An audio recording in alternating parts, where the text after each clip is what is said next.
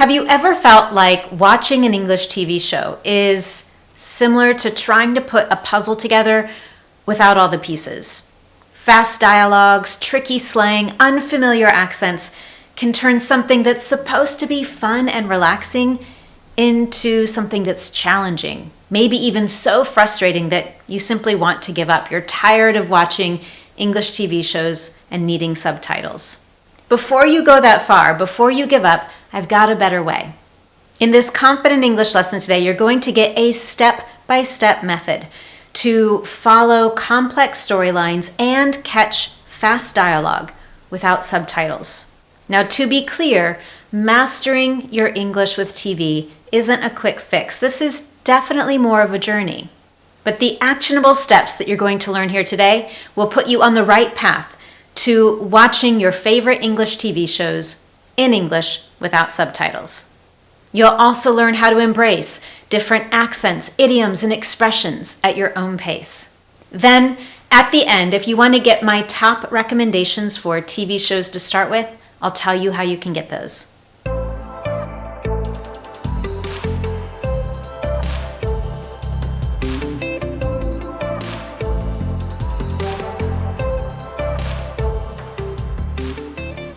But before we go any further, if this is your first time here, welcome. I'm Anne Marie, an English confidence and fluency coach. Everything I do is designed to help you get the confidence you want for your life and work in English. If you'd love to discover years of free lessons from me, just like this lesson, and get my free in-depth fluency training called How to Get the Confidence to Say What You Want in English, you can find all of that and more over at my Speak Confident English website. In a moment, we're going to jump right into step number 1. But I want to take a moment to acknowledge all of the different factors that contribute to challenges and frustrations when learning to understand English TV shows. I know that you're likely familiar with many of these already, so I'm not going to talk about each one, but here's a starting list of all of the contributing factors. Speed and style of speech, accents and dialect, background noise, colloquial and idiomatic language, multiple speakers and overlapping dialogue, character traits, and video editing, just to name a few. Again, I'm certain you're familiar with several of these, but there are two that I want to touch on briefly. First, accents and dialects. English TV shows feature a range of accents and dialects, which is honestly fantastic because it reflects reality. There is a world of English accents and dialects. However, if you're watching a TV show and hearing an accent or dialect for the first time, it can be a challenge to understand it initially. And that's okay. What you learn here today is going to help you move forward. The second one I want to touch on is character traits. There are characters and dialogues in which someone is intentionally speaking in a way that is hard to understand. In fact, there are times that I turn on the captions or subtitles when I'm watching an English TV show. For example, if a character is mumbling. Mumbling is when someone speaks really quietly and they don't pronounce all their words clearly. This is super hard to understand. In addition, there may be a character speaking excessively fast beyond normal. And this might be part of their personality trait as a character or due to some situation. For example, maybe in the scene, someone is panicking, so they're speaking super fast to help illustrate the emotion of the moment. Or maybe it's for comedic effect. These different styles of speaking can be a challenge for anyone. No matter what is contributing to the difficulties you're experiencing right now in watching English TV shows, these next steps will help you overcome them so you can enjoy watching your favorite TV and do it in English. Step number 1, choose the right TV show. If you're just beginning a practice in watching English TV shows and you're working to understand, I recommend that you start with a show that has a clear, easy to follow storyline and always focus on a genre that interests you, something that you're excited to watch. Nobody wants to watch boring TV. And as you'll see in a moment, you're going to watch some segments of these TV shows more than once. So I want it to be a show that you really enjoy. On top of that, once you've started to think about a TV show, I recommend that you set an intention or goal. For example, if you're working to understand a particular accent, then you might choose a TV show from that region or country. Or if you want to better understand fast English speakers, choose a TV show that features a character or two that is known to speak quite fast. Before you even begin watching, I want you to take time to do some research, read some online articles, or listen to podcasts about the TV show, maybe the entire series, and, if possible, the specific episode you're going to watch. Doing this has multiple benefits. Number one, it gives you contextual understanding. What this means is it helps you to understand the storyline, what's going on, who's involved, so you have a clear picture before you watch. It's like giving someone a map before they go on a journey. The second benefit is vocabulary preparation. Rather than be surprised by every word used in the episode, taking some time to do some research can give you a sneak peek into the vocabulary and phrases you're likely to hear. I like to think that this is similar to warming up before you work out, before you go on a run. It warms up your language learning muscles. The third benefit here is it helps with focused attention. If you're watching a TV show and you don't know anything about it, you have to take in multiple pieces of information. If you do some research in advance, rather than trying to figure out what's happening in this episode, you can simply focus on how are they saying it? What are they saying? Your attention is focused on the language, not the storyline. And finally, predictive listening. Knowing what comes next in the story allows you to anticipate what the characters might say, making it easier to understand fast dialogue. It's a little bit like knowing the lyrics to a song. It's so much easier to sing along when you know what's coming next. Step number 3 is to watch in segments. In other words, if the TV show is 30 minutes long, maybe only focus on the first 10 minutes or 15 minutes for your practice that day. Doing this, especially if you're just starting out in your practice, makes it easier to commit to your practice consistently, and it helps you to stay focused for a limited period of time without getting too tired or overwhelmed. Now, this next thing I'm going to say might surprise you a little bit. Once you're ready to watch your selected segment, I want you to go ahead, click play, and turn on subtitles in your native language. Yes, that's right. I said turn on subtitles in your native language. It's totally okay to do this, especially if you're just starting out in learning to understand English dialogue in TV shows. Just like doing research before you watch, taking some time to watch with subtitles in your own language allows you to focus initially on the overall storyline. What is happening? Who's doing what? What's going on?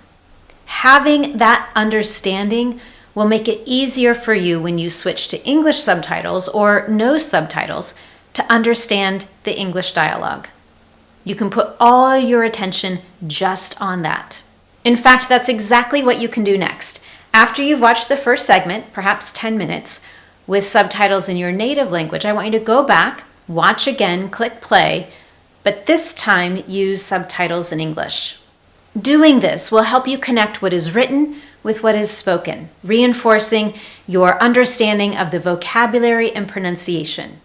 Step number 4 is pause and reflect. You can do this as much as or as little as you need while watching a particular segment.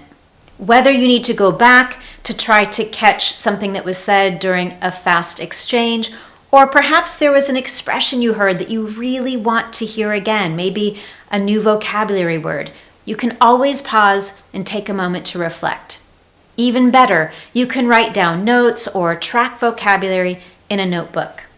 I know in my own language learning practice, I found it particularly helpful to have a dedicated notebook just for vocabulary I was learning while watching TV shows, and I kept it right next to my sofa so it was always ready when I needed it.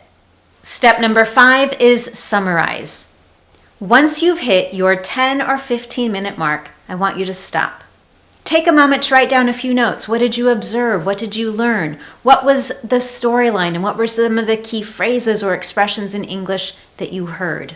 And then I want you to summarize what happened in that 10 or 15-minute segment out loud. I want you to talk about it out loud. You can do this with someone else if you want to, or you can do it by yourself and record your voice.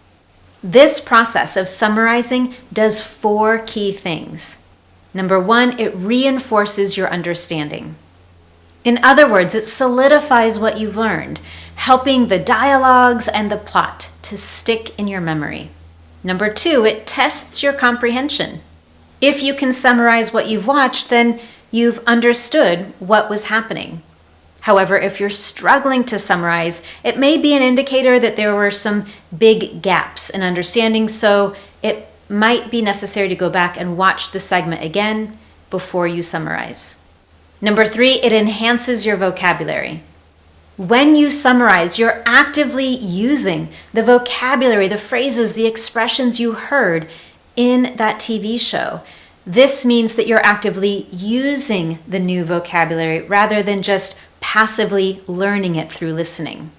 It also helps you to get comfortable expressing your ideas with this language. And lastly, it's a great way to track your progress. If you do this regularly, you'll start to notice that it's easier to understand and quickly summarize complex dialogues, or easier to incorporate new vocabulary into your summaries. Once you've completed this particular step, you've finished your first watching experience. Now, you can do all of this at one time and have about a 30 to 40-minute practice session. That includes maybe 10 minutes to do a bit of research on the episode you're going to watch, 10 minutes to watch a segment with subtitles in your native language if you need it, another 10 minutes to watch again with English subtitles, and maybe 10 minutes to do a summary. You could also choose to split this up over a period of days. Maybe on one day you do the research, on a second day you watch the segments twice, and on a third you do your summary. Either way, you're getting consistent practice over time. Once you've done all that, then it's simply rinse and repeat. Complete that same cycle again until you've finished an entire episode. Not the entire series, but one single episode. When you've finished an entire episode, it's time for step 6, recap. Just like with summarizing the individual segments that you've watched, recapping an episode allows you to test your comprehension, reuse that core vocabulary, and track your progress over time. If you want to go further, you could also find a friend or an online learning community, like my Confident Women community, to discuss the episode with others.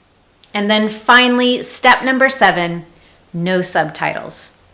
After you've gone through those first 6 steps, I want you to watch the episode again, and this time watch it in English with no subtitles. If you've followed all the previous steps, you have all the pieces you need to complete the puzzle. Any vocabulary that may have been particularly difficult at the beginning will now be much easier to understand, and the same is true with fast dialogues or unfamiliar accents. This process will effectively and efficiently help you understand English in TV shows, and ultimately, as you continue your practice, you won't need to complete each one of these steps. Over time, you might find that you no longer need to watch with subtitles in your native language. You just go directly to the English subtitles. And then again, as you continue, at some point, you won't need them at all. For example, many TV shows have multiple seasons. You might find season 1 takes you a little bit more time, but then by the time you're ready for season 2, you really don't need those subtitles. You can just watch it and have fun. And that is the ultimate goal. Now, if you want my top recommendations for TV shows to start with, I want you to do one thing. I want you to hop over to my Speak Confident English website where I have this lesson provided, and I have a list of English TV shows I recommend starting with and why they are great choices. You can find a link to this lesson in the description below the video. With that, thank you so much for joining me today. I hope that you found this helpful. Also, if you have a favorite TV show that you've loved watching in English, share what it is down below. Perhaps you have a TV show that someone else in the Speak Confident English community would love to watch.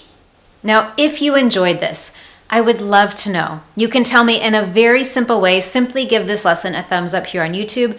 And while you're at it, make sure you subscribe to my Speak Confident English channel so you never miss one of my Confident English lessons. Thanks again, and I look forward to seeing you next time.